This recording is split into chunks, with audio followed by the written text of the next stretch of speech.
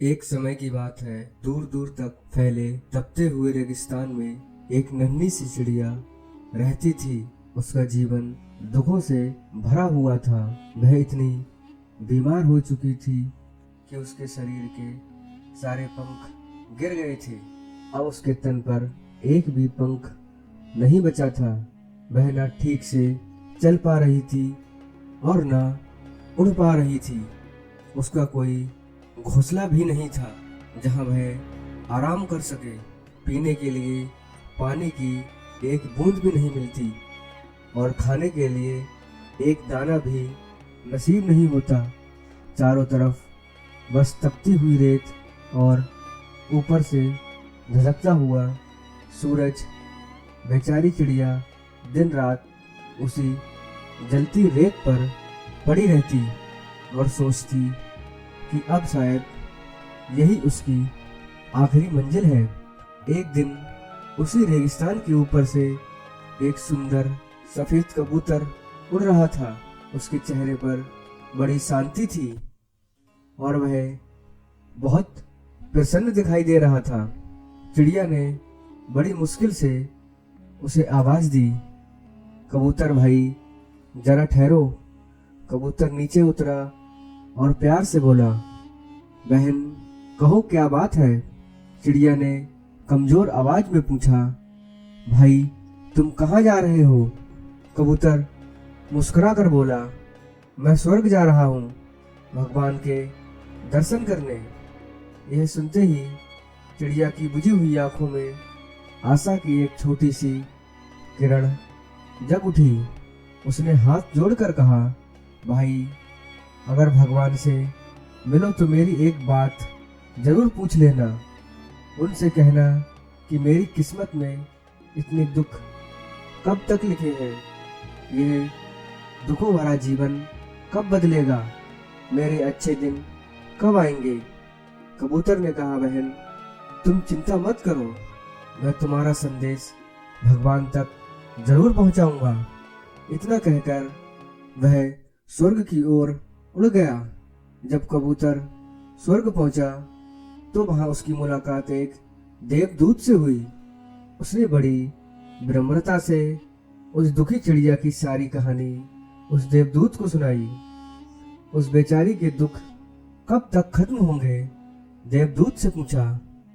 देवदूत ने अपने सामने रखी भाग्य की पुस्तक खोली।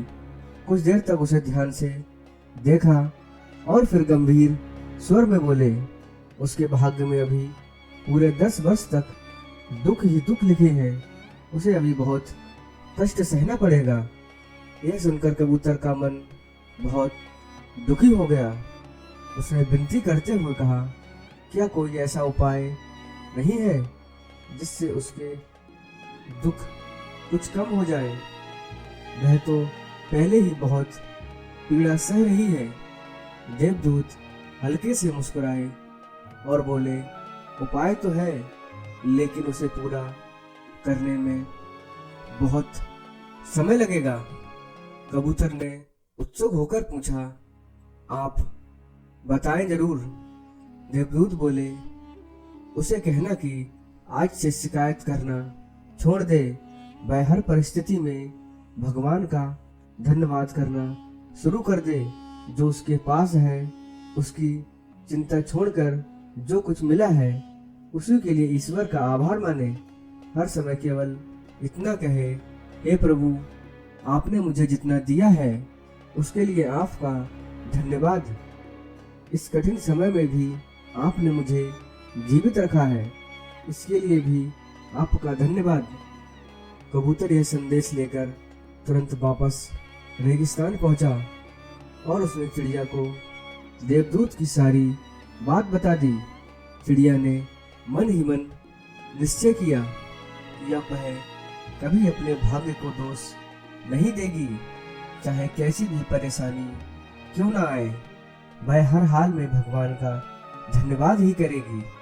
अगले ही दिन दोपहर की तेज धूप में जब उसके पैर जलती हुई रेत पर पड़े तो पहले की तरह रोने की बजाय उसने आंखें बंद करके कहा, हे प्रभु आपका लाख लाख धन्यवाद। आपने मुझे अभी भी जीवन दिया है, मैं सांस ले रही हूँ। दुनिया में कितने ही जीव ऐसे हैं जो आज की इस भीषण गर्मी को सह भी नहीं पाए। कुछ देर बाद उसे बहुत तेज प्यास लगी। चारों ओर देखने पर भी पानी की एक बूंद दिखाई नहीं दी। फिर भी उसने शिकायत नहीं की। उसने आसमान की ओर देखकर कहा, हे भगवान, आपका धन्यवाद। मेरे शरीर में अभी इतनी शक्ति है कि मैं पानी की आशा कर सकती हूँ। आपने मुझे जीवित रखा है, यही मेरे लिए बहुत बड़ी कृपा है। दिन बीतते गए, बीमारी के कारण उसका शरीर और कमजोर होता गया, लेकिन अब उसके होठों पर शिकायत नहीं आती। वह हर बार यही कहती, हे भगवान, आपका धन्यवाद। आपने मुझे अभी तक किसी शिकारी का भोजन नहीं बनने दिया। मैं अभी भी आपकी कृपा से सुरक्षित हूँ।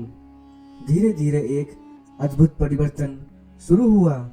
जिस चिड़िया के मुंह से पहले हर समय रोने और शिकायत के शब्द निकलते थे, अब उसके मुंह से केवल भगवान का धन्यवाद सुनाई देता था।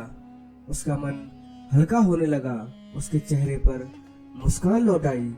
कुछ ही दिनों में उसके ऊपर नए नए पंख निकलने लगे। उधर प्रकृति भी जैसे उसकी कृतज्ञता से प्रसन्न हो गई।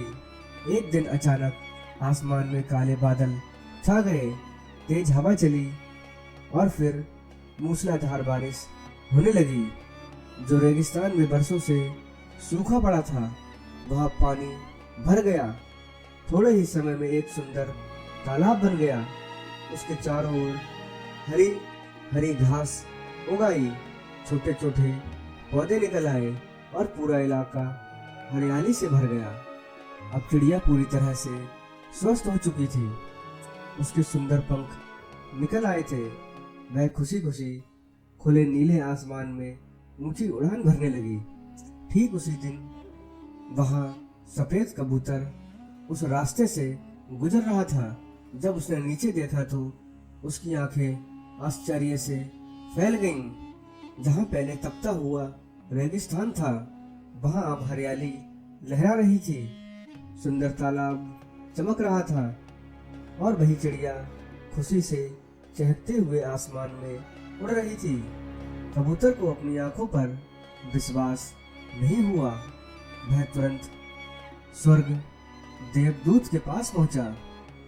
हे भगवान, आपने तो कहा था कि उस चिड़िया के भाग्य में 10 साल तक का दुख लिखा है, फिर यह चमत्कार केवल 10 दिनों में कैसे हो गया? भगवान मुस्कुराए और बोले, बेटा, भाग्य सचमुच उसके 10 वर्ष के दुख लिखे थे, लेकिन जब उसने शिकायत छोड़कर हर परिस्थिति में भगवान का धन्यवाद करना शुरू कर दिया, तब उसके अच्छे कर्म जाग उठे। उसकी कृतज्ञता ने उसके दुखों का बोझ हल्का कर दिया। उसका मन बदल गया। जब मन बदल गया, तब उसका जीवन भी बदल गया। फिर देवदूत ने बड़ी गहरी बात कही, शिकायत करने वाला मनुष्य अपने दुखों का बोझ और बढ़ा लेता है, जबकि भगवान का धन्यवाद करने वाला मनुष्य अपने जीवन को हल्का और सुखमय बना लेता है। जिसने अपनी सोच बदल ली, उसने अपना भाग्य भी बदल लिया। इस कहानी से हमें यही सीख मिलती है कि हमें हर समय यह नहीं सोचना चाहिए कि हमारे पास क्या नहीं है, बल्कि हमें ये देखना चाहिए कि भगवान ने हमें कितना कुछ दिया है।